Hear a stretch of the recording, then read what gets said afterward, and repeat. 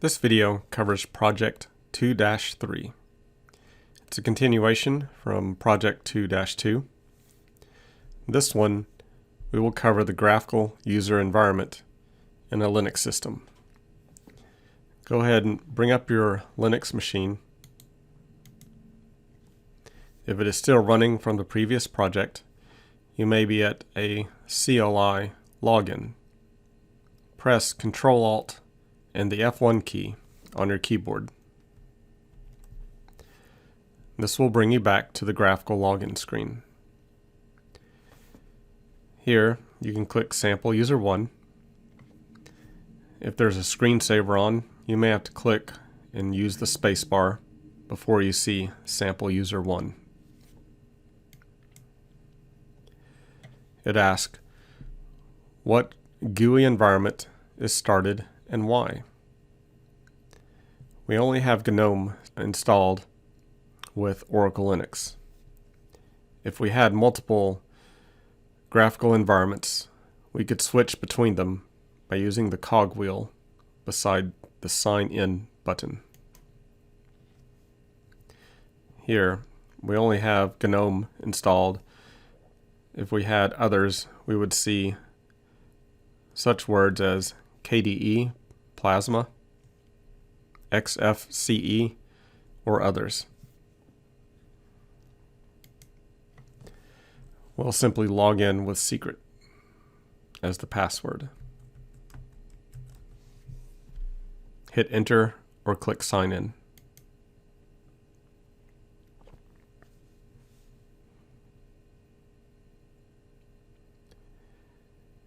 If your help screen starts, close it out using the X in the upper right hand corner.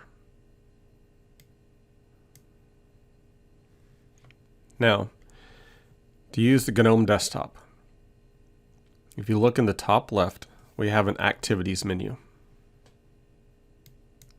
When you click on the Activities menu, the screen changes. We have a search bar, the search for applications, and we have a quick launch bar on the left side of the screen.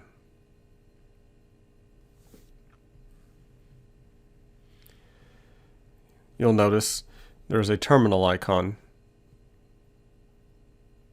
If you put your mouse on top of the terminal icon, it will have a context pop out beside it and say terminal.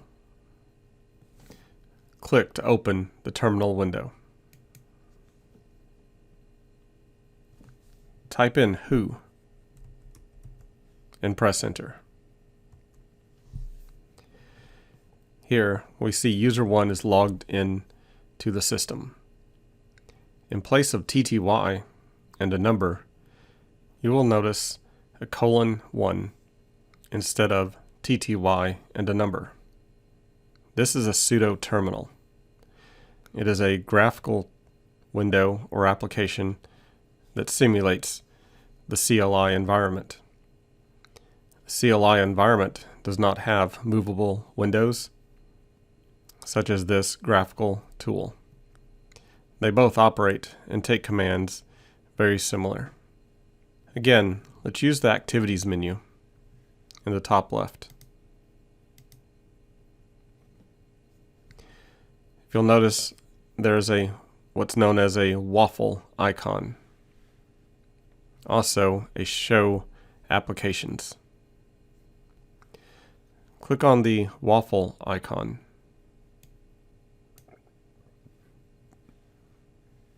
Now, find settings. We're going to navigate and turn off the screensaver. If you have been playing around with other videos, you may not be at the home of your settings. I will click this left arrow at the top of my screen.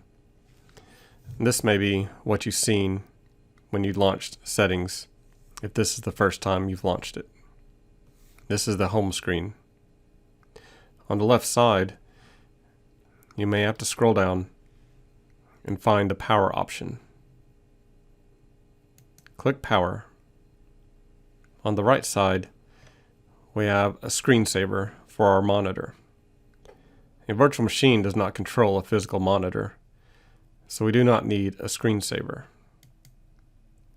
Click the down arrow beside the 5 minutes and select Never. Now you can close the settings out by using the X in the top right. Now let's launch an application by using the search feature. Click Activities. You'll notice in the top center there's a search area. Click in the search area and type the word text. You'll see that it found an application for a text editor. Click the icon for the text editor. Go ahead and type in your first and last name. Now, let's look at how we can switch between the text editor and the terminal window. Click the Activities menu again. Here you'll notice all open windows are minimized, and now you can select which one you want to work with. At this time, click on the terminal window. Notice it is brought to the top of the screen. Now, let's try another key combination. Hold down the Alt key on your keyboard, and then tap the Tab key. You can do this several times, and notice you have a menu that pops up. Highlighted in blue will be the application that will be brought forward. After you've played with Alt-Tab, leave it selected on Text Editor, and then release the Alt key. As you see, the text editor is now brought to the screen. Let's practice again. Use your Alt-Tab, and then release once the terminal window is selected. Now in the terminal window, let's type in the word date, followed by a semicolon, followed by the command who. Press enter. What happened? What did the semicolon do? Two commands were ran. Date gives us the current date, and then who gives us the information from who is logged in. Purpose of the semicolon is to allow you to run multiple commands on the same line. Next, let's type the word echo, followed by a space, and the message, this is okay. Press enter. What does the echo command do? It simply prints to the screen text that you type after it. Now let's look at step 8. Try echo don't do this. Seems like an ominous warning. The message, don't do this. What's going to happen? We have a special character, a single quote. Press enter. Nothing echoed to the screen. This is a special character. And now we have been escaped out of the command prompt. This happens many times throughout working with the command line interface, and you need to know how to fix your situation. Use the Control key on the keyboard and tap C on the keyboard. Control-C combination breaks you out of such a typo.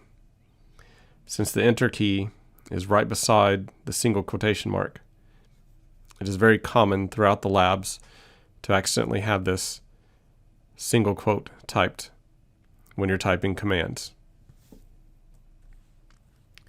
Now let's try echo. Let's use double quotation marks. Now let's type don't do this in double quotation marks. Pressing enter. This prints out fine. The double quotation marks protects any special characters that are normally read as something else. There's another way besides using double quotation marks. That is a single backslash in front of the special character.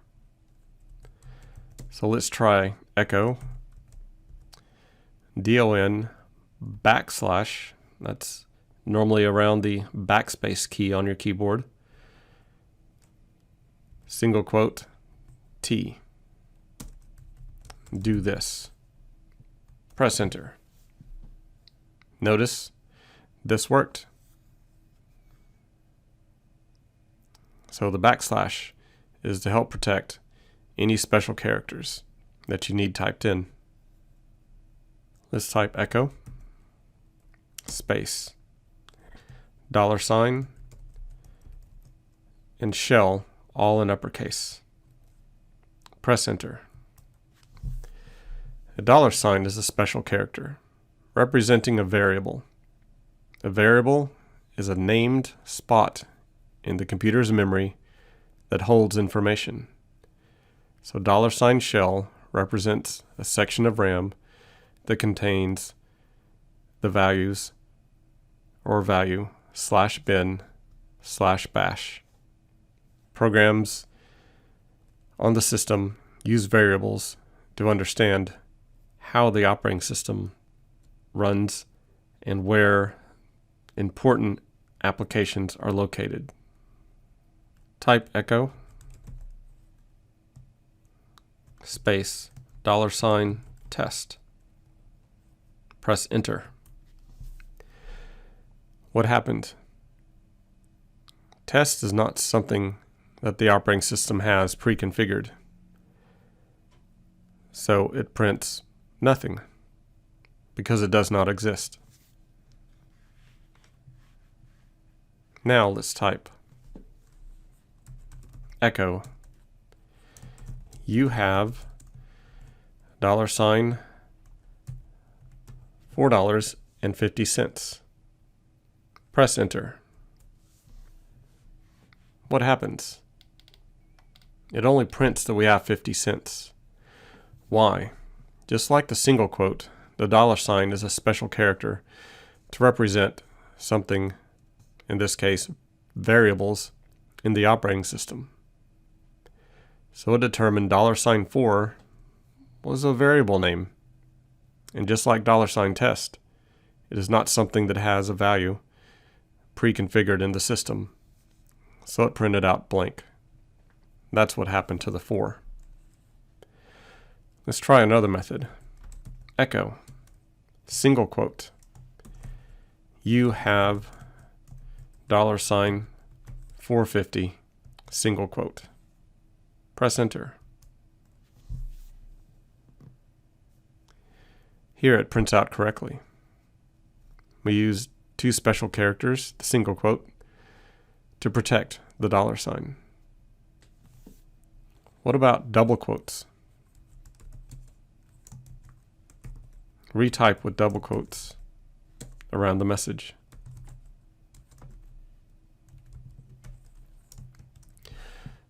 Double quotes are a way to protect. However, they are also specified to read variables and actually look at the $sign. So this is treated the same way as if it was not quoted, and we're missing the 4. Let's try with the single backslash to protect the $sign. Echo you have backslash $4.50. Press enter. The single backslash always protects the very next character. Now let's try one more echo. To type a Linux command using a backward quote.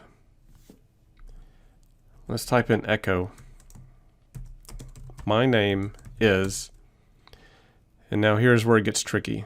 A backward quote is not by your enter key. It's not by the double quote, single quote.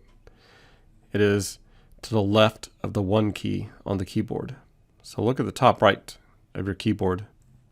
Typically right under escape, right to the left of the 1, there's a backward quote. Type it.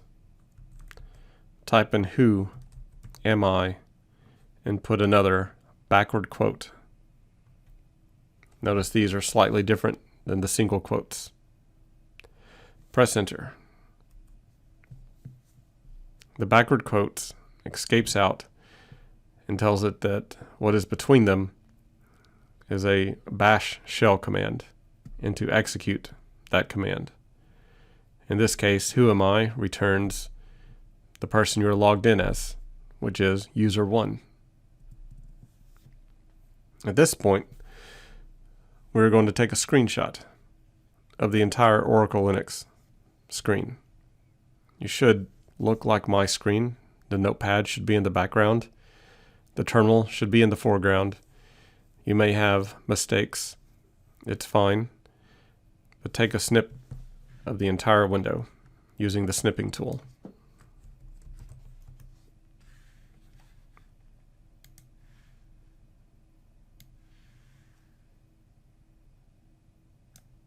I drew a rectangle around the entire tool. This is what you should save and submit for project 2-3. After you submit, the last step, type exit in the terminal window. Close the text editor. Click close without saving. Now we will log out of the graphical interface using the down arrow in the upper right corner,